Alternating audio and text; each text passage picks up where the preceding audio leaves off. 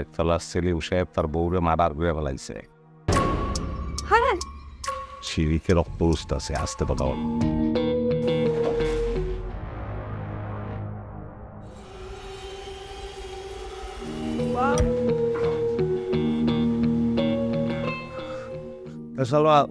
Madam কই?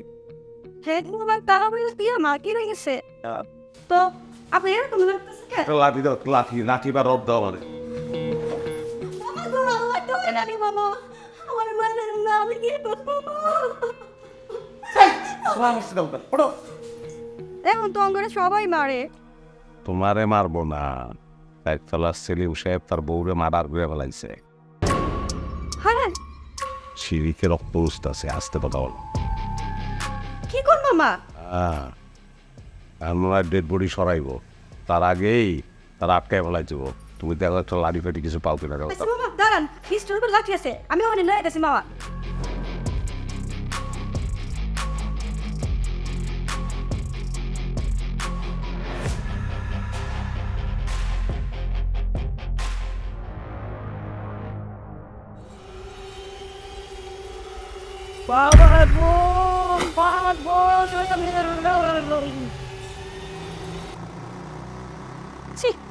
তোমার জন্য আজকে মানুষের হাত পায়ে ধরা লাগবে। এবার হয়েছে তো, হয়েছে না?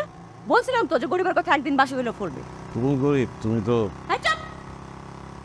একদম চুপ।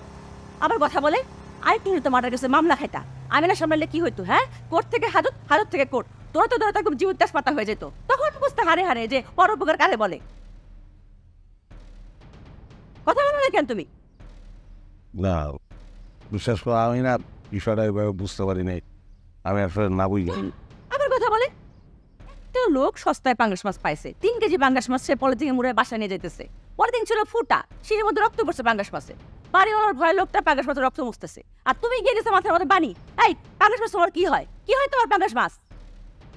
আরে সেলিম সাহেব তো তার বউর সঙ্গে প্রায়ই ঝগড়া করে, প্রায়ই মারামারি করে, বলতে গেলে বেশি। সেই জন্য আমি মনে করছি যে মার্ডার করে ফেলাইছে। আমার কথা লাশ টুম টুম করে তারপরে তখন মারার করলে তোমার সমস্যা, তোমার সমস্যাটা কি বলো? বলো কথা বলো না কেন? এটা একটা কথা বললা তুমি। প্রতিবেশী হিসাবে, সচেতন নাগরিক হিসাবে আমার একটা দায়িত্ব আছে না? সেই আরে বাবা চুপ করো। সচেতন নাগরিক হয়েছে, আজকালকার দুনিয়া থেকে সচেতন আছে, সবাই অসচেতন। আর তোমার না মানা করছিলাম আমি বারায় কোনো মানুষের সাহায্য করতে যাবা না, কোথাও সমস্যা দেখলে দাঁড়ায় যাবা না, কথা বলবা না। হ্যাঁ, গত পরশু দিনও তো আমি দেখলাম যে ওই নিস্তার লোকটার সাথে তুমি কথা বলতে গেছো দাঁত কেলায়। কেমন আছেন, ভালো আছেন? ওই লোকটা ঘুরে তাকাছে না তোমার দিকে? কথা বলো না কেন? কথা বলো। আরে ভাই, এক প্রতিবেশী আর এক প্রতিবেশীর খবর নিব না, কুশলাতে জিজ্ঞেস করবো না? এটা তো আমাদের ধর্মেও আছে।